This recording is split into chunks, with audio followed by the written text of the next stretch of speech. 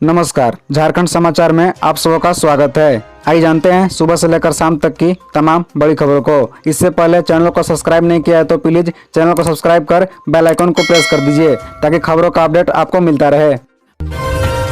सिपाही बहाली में खाली सीटों पर नियुक्ति मामले में सुप्रीम कोर्ट ने झारखंड सरकार व जेएसएससी को किया नोटिस जारी। सुप्रीम कोर्ट ने वर्ष 2015 में शुरू हुई सिपाही बहाली में रिक्त रह गई सीटों पर नियुक्ति के मामले में दायर स्पेशल लीव पिटीशन पर सुनवाई करते हुए झारखंड सरकार व झारखंड कर्मचारी चयन आयोग को नोटिस जारी किया है। कोर्ट ने पूछा कि क्षैतिज आरक्षण से संबंधित रिक्त रह गई पदों पर नियुक्ति क्यों नहीं की गई, क्यों नहीं एसएलपी को स्वीकार किया जाए। जस्टिस अनिरुद्ध बोस व जस्टिस धुलिया की खंडपीठ में मामले की सुनवाई हुई। इससे पूर्व प्रार्थियों की ओर से अधिवक्ता मनोज टंडन ने पक्ष रखते हुए खंडपीठ को बताया कि क्षैतिज आरक्षण से संबंधित रिक्त पदों को अगले वैकेंसी में नहीं भेजा जा सकता है। इन सीटों को वर्तमान वैकेंसी में ही भरा जा सकता है। महिला अभ्यर्थियों को नहीं रहने पर पुरुष अभ्यर्थी जो योग्य हैं, जिन्हें क्वालिफाइंग मार्क्स मिला है, उनकी नियुक्ति की जाएगी। लेकिन दूसरी वैकेंसी में सीटों को कैरी फॉरवर्ड नहीं किया जा सकता है। आ गया झारखंड एकेडमिक काउंसिल की परीक्षा का प्रोग्राम। इस दिन से होंगे एग्जाम। बता दें कि झारखंड एकेडमिक काउंसिल की परीक्षा डेट का सीट आ गई है। डेट शीट के मुताबिक जैक की मैट्रिक और इंटर की परीक्षाएं 14 मार्च से शुरू होगी। झारखंड एकेडमिक काउंसिल ने शुक्रवार को परीक्षा का प्रोग्राम भी जारी कर दिए। जैक ने अपनी वेबसाइट पर मॉडल प्रश्न पत्र भी जारी कर दिया है ताकि विद्यार्थी उससे परीक्षा की तैयारी कर सके। मैट्रिक की परीक्षा प्रथम व इंटर की परीक्षा द्वितीय पाली में होगी। मैट्रिक की परीक्षा 3 व इंटर की परीक्षा 5 अप्रैल को समाप्त हो जाएगी। झारखंड सरकार ने जेईई मेंस की परीक्षा में विद्यार्थियों को कोई दिक्कत न हो, इसलिए इंटर साइंस की परीक्षा पहले ही खत्म करने की व्यवस्था की है। इस बार इंटर साइंस की परीक्षा 29 मार्च को ही खत्म हो जाएगी। परीक्षा ओएमआर शीट व उत्तर पुस्तिका दोनों में ली जाएगी। ओएमआर शीट पर परीक्षा के 5 मिनट बाद उत्तर पुस्तिका पर परीक्षा होगी। ओएमआर शीट पर ली गई परीक्षा के सभी प्रश्न 1 अंक व बहुविकल्पीय होंगे। मैट्रिक की परीक्षा देने वाले विद्यार्थी 28 जनवरी से अपने एडमिट कार्ड डाउनलोड कर सकेंगे। वहीं इंटर के एडमिट कार्ड के लिए विद्यार्थियों को 30 जनवरी तक इंतजार करना होगा। एडमिट कार्ड जैक की वेबसाइट www.jse.झारखंड.gov.in से डाउनलोड कर सकेंगे। अमित शाह के झारखंड दौरे को लेकर झामुमो बोला, भीड़ जुटाने एक दिन पहले आए, ये पूछे 4 सवाल। सुप्रियो भट्टाचार्य ने अमित शाह के झारखंड दौरे को लेकर भाजपा सरकार पर तंज कसा है। उन्होंने कहा कि अमित शाह भीड़ जुटाने के लिए एक दिन पहले आए हैं। पहली बार जब आए थे तो चाईबासा में मुश्किल से 200-250 लोग जुटे थे। तब 11 की जगह 3:30 बजे अमित शाह पहुंचे थे। नतीजा यह हुआ कि पूरे कोल्हान प्रमंडल से भाजपा साफ हो गई। लेकिन जैसे ही भारत सरकार को एहसास हुआ कि उनके गृह मंत्री झारखंड दौरे पर आ रहे हैं तो उसके ठीक पहले यह कपट भरी चाल चली गई। 2019 के अपने गजट को निरस्त नहीं किया है, केवल उन्होंने रोक लगाने की बात कही। इस चाल को जन समाज को समझना पड़ेगा। झामुमो महासचिव ने ये बातें प्रेस वार्ता के दौरान कही। चाईबासा दौरे पर आ रहे हैं केंद्रीय गृह मंत्री अमित शाह से झामुमो ने 4 सवाल पूछे। सुप्रियो भट्टाचार्य ने पूछा कि सरण धर्म कोड 1932 खतियान आधारित स्थलीय नीति और 27% ओबीसी आरक्षण पर भारत सरकार और भाजपा की क्या सोच है। हेमंत सरकार के उपरोक्त तीनों प्रस्ताव को क्या आगामी बजट सत्र 2023 में समायोजित किया जाएगा या नहीं, और किस परिस्थिति में आखिर जैन धर्म के सर्वोच्च पवित्र स्थल पारसनाथ को इको टूरिज्म सेक्टर के रूप में चिन्हित किया गया। शीतलहर की चपेट में आया झारखंड। बंगाल की खाड़ी से चल रही हवाओं की रफ्तार हुआ कम, बादल छटे। कम कपी से अभी नहीं मिलेगी राहत। बता दें कि राजधानी रांची सहित राज्य के अधिकांश जिले का पारा 10 डिग्री सेल्सियस से भी कम हो गया है। राज्य इन दिनों शीतलहर की चपेट में है। ऐसा बंगाल की खाड़ी में चल रही हवाओं की रफ्तार कम होने की वजह से हुआ है। मौसम विज्ञान केंद्र रांची के मुताबिक बंगाल की खाड़ी में हवाओं की रफ्तार कम हुई है। वहीं आसमान में बादल भी छटे हैं। इस वजह से राज्य के तापमान में काफी गिरावट आई है। राज्य के लोगों को अभी शीतलहर से राहत नहीं मिलने वाली है। अगले 2 दिनों तक कपकपाने वाली ठंड लगेगी।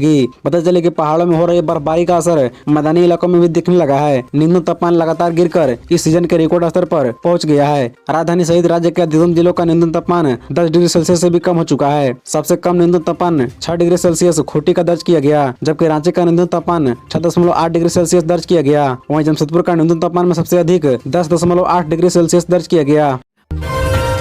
प्राण परेड समारोह में बोले सीएम हेमंत सोरेन, सभी पुलिस ट्रेनिंग इंस्टीट्यूट का होगा जीर्णोद्धार। बता दें कि मुख्यमंत्री हेमंत सोरेन ने कहा कि आपने यहां जो प्रशिक्षण प्राप्त किया है वह तो एक शुरुआत है। आप जब अपने कर्तव्य और जिम्मेदारियों का निर्वहन करेंगे तो आपको कई और अलग अलग तरह की चुनौतियों का सामना करना पड़ेगा। ऐसे में नई चुनौती से निपटने में आपका प्रशिक्षण बुद्धि और विवेक काम आएगा। प्रशिक्षण अनवरत चलने वाली प्रक्रिया है। ऐसे में आप अपने आप को बेहतर और कुशल बनाते हैं। मुख्यमंत्री बोकारो स्थित जयपुर ग्राउंड में IRB 1 Dumka, IRB 2 Khunti, IRB 8 गोडा के जवानों के प्राण परेड समारोह को संबोधित कर रहे थे। मुख्यमंत्री ने कहा कि विभिन्न कार्यक्रमों के दौरान पुलिस प्रशिक्षण केंद्रों और संस्थानों में जाने का मौका मिलता है। इस दौरान वहां के अद्यतन स्थिति की जानकारी लेने के दौरान कई समस्याएं होने की बात मालूम होती है। इसका सीधा असर प्रशिक्षण देने वालों और प्रशिक्षण प्राप्त करने वालों पर होता है। ऐसे में आपको आश्वस्त करता हूँ कि अगले 2 वर्षों के अंदर सभी प्रशिक्षण केंद्रों, जैप मुख्यालयों और पुलिस लाइन केंद्रों का जीर्णोद्धार कर लिया जाएगा ताकि बेहतर माहौल में प्रशिक्षण कार्य संचालित हो सके। रामगढ़ उपचुनाव को लेकर तैयारियां शुरू, 3 लाख से अधिक मतदाता देंगे वोट, बनाए जाएंगे मॉडल बूथ। राजनीतिक दलों में भी उम्मीदवारों को लेकर बड़ी हलचल। रामगढ़ विधानसभा उपचुनाव को लेकर गतिविधियां तेज हो गई है। राजनीतिक दलों से लेकर उपचुनाव और जिला प्रशासन इसकी तैयारियों में जुट गया है। जहां राजनीतिक दल आपसी तालमेल बैठाकर उम्मीदवारों को चयन के लिए मंथन कर रही है, वहीं राज्य निर्वाचन आयोग ने मतदाताओं की संख्या को लेकर आंकड़े जारी किए हैं। जिला प्रशासन अपने स्तर पर चुनाव की तैयारियों में लग गया है। इस बात की पुष्टि उपायुक्त मेघावी मिश्रा ने की। उपायुक्त के मुताबिक जिला प्रशासन की ओर से तैयारी चल रही है। मतदाताओं को वोट डालने में परेशानी न हो, इसे पूरा ध्यान रखा जाएगा। बताते चले कि कांग्रेस की विधायक रही ममता देवी की विधायकी जाने के बाद उपचुनाव होना है। पार्टी सूत्रों के मुताबिक कांग्रेस जेएमएम के बीच उम्मीदवारों को लेकर मंथन चल रहा है। हालांकि माना जा रहा है कि कांग्रेस ही वहां अपने उम्मीदवार उतारेगी, जबकि साल 2019 में विधानसभा चुनाव में दूसरे नंबर पर रही सुनीता चौधरी को भाजपा आजसू गठबंधन उतार सकता है। इसे बीजेपी आजसू गठबंधन माना जा रहा है। बताते चले कि सुनीता चौधरी आजसू पार्टी से गिरिडीह सांसद चंद्र प्रकाश चौधरी की पत्नी है। गुमला के 9,000 से अधिक किसानों को लोन हुआ माफ, जिला प्रशासन ने इतना का रखा है लक्ष्य। झारखंड कृषि ऋण माफी योजना के तहत गुमला जिले के वाइस स्टैंडर्ड लोनी किसान जिन्होंने कृषि कार्य के लिए ऋण लिया है, उनका ऋण माफ कराने के लिए जिला प्रशासन रणनीति बनाकर कार्य कर रहा है। जिले में अब तक केवाईसी कराने वाले 9,686 स्टैंडर्ड लोनी किसानों का ऋण माफ किया जा चुका है, जबकि शेष किसानों का ऋण माफी कराने के लिए कार्य चल रहा है। बताया चले कि जिले से लगभग 18,000 स्टैंडर्ड लोनी किसानों का ऋण माफ करने का लक्ष्य है। ऐसे तो जिले भर में 2 लाख से भी अधिक किसान है, जिसमें लगभग 80,000 किसानों ने कृषि कार्य के लिए विभिन्न बैंकों से ऋण लिया है। इन 80,000 किसानों में से लगभग 18,000 किसानों का ही स्टैंडर्ड लोनी है। झारखंड कृषि ऋण माफी योजना के तहत सिर्फ स्टैंडर्ड लोनी किसानों का ही ऋण माफ किया जा रहा है। इधर 2 जनवरी 2023 तक 18,000 किसानों में से 15,023 स्टैंडर्ड लोनी को जिले में संचालित विभिन्न बैंकों द्वारा चिन्हित किया गया है। इनमें से 9,600 स्टैंडर्ड लोनी किसानों का ऋण माफ किया जा चुका है, जबकि शेष चिन्हित 5,337 किसानों का ऋण माफी केवाईसी नहीं कराने के कारण अब तक नहीं हो सका है। बाबाधाम के बाद अब शिरडी पहुंचे विवादों में रहने वाले विधायक डॉक्टर इरफान अंसारी। कहा सभी धर्मों में है आस्था। जामताड़ा विधायक डॉक्टर इरफान अंसारी ने शुक्रवार की सुबह शिरडी साईं बाबा का दर्शन किया। मौके पर प्रेस विज्ञप्ति जारी कर विधायक ने दावा किया कि उनके मित्र और महाराष्ट्र के क्रिकेट बोर्ड के सदस्य साईराज गायकवाड़ ने उनका स्वागत किया और विधायक द्वारा किए जा रहे कार्यों को प्रशंसा की। प्रेस विज्ञप्ति के अनुसार इस मौके पर गायकवाड़ ने कहा कि सभी संप्रदायों को लेकर एक साथ चलने का काम करते हैं, जिसकी चर्चा चारों तरफ है। आप पर सदा साईं की कृपा बनी रहे, यही कामना करती हूँ। दूसरी ओर विधायक ने कहा कि ईश्वर एक है परंतु रास्ते अलग अलग हैं। मेरा सभी धर्मों पर आस्था है, सभी लोगों की मंजिल एक है। आज शिरडी आकर काफी सुकून मिल रहा है और मन को शांति मिल रही है। मैंने साईं बाबा से झारखंड खासकर जामताड़ा के सुख शांति एवं भाईचारे के लिए मन्नतें मांगी है।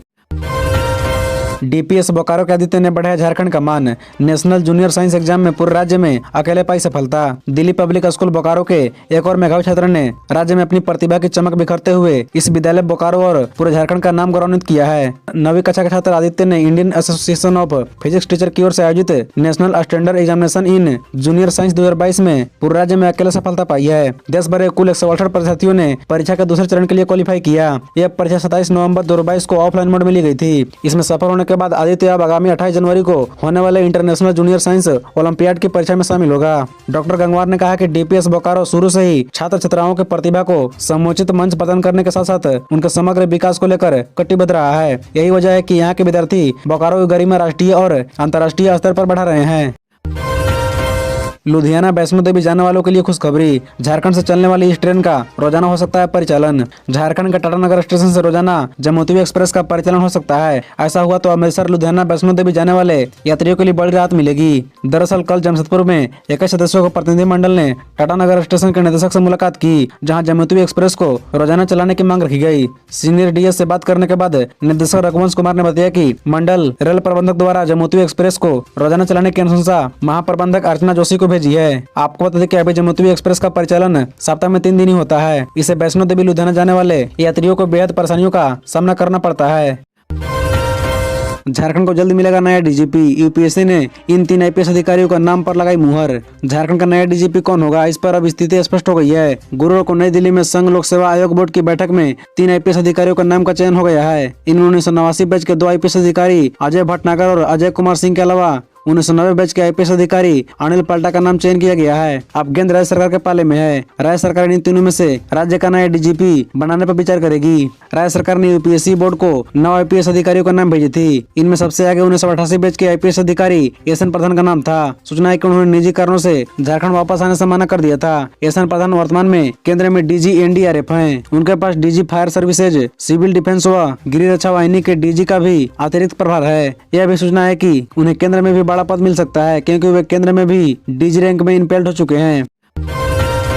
सुषमा बड़ाई गोलीकांड, शूटर बोला बहन की जिंदगी खराब ना हो इसलिए सुषमा की हत्या करनी थी। सुषमा बड़ाई गोलीकांड की रांची पुलिस ने गुत्थी सुलझा ली है। आरा से गिरफ्तार कर लाए मुख्य आरोपी हम पार्टी के पूर्व राष्ट्रीय प्रवक्ता दानिश रिजवान को शुक्रवार को पुलिस ने कोर्ट में पेश कर जेल भेज दिया। सुषमा बड़ाई गोलीकांड में रांची पुलिस ने 2 शूटरों को भी गिरफ्तार किया है। इसमें दानिश रिजवान का साला फरहान और दूसरा मुद्दसिर है। दोनों उत्तर प्रदेश के रहने वाले हैं और लखनऊ में कई संदिग्ध वारदातों को अंजाम दे चुके हैं। वहीं दानिश के ऊपर बिहार के अलग अलग थानों में 8 मामले दर्ज हैं। सुषमा बड़ाई को गोली मारने की साजिश में दानिश के साथ ये दोनों भी शामिल थे। उसी ने अपने जीजा दानिश रिजवान के साथ मिलकर सुषमा बड़ाई को गोली मारने की योजना बनाई थी। शूटरों को उसी ने बुलाया था। अगर फरहान की गिरफ्तारी नहीं होती तो इस कांड का रांची पुलिस को खुलासा करना मुश्किल हो जाता। उसकी हत्या हर हाल में करनी है, ऐसा फरहान ने शूटरों को कहा था। फरहान को लग रहा था कि उसकी बहन की जिंदगी सुषमा बड़ाई बर्बाद कर रही है। उसके जीजा दानिश के विरुद्ध सुषमा बड़ाई ने पटना सचिवालय थाने में प्राथमिकी दर्ज कराई थी। प्राथमिकी दर्ज कराने के बाद वो अपने बेटे का DNA टेस्ट कराने का भी दबाव बना रही थी।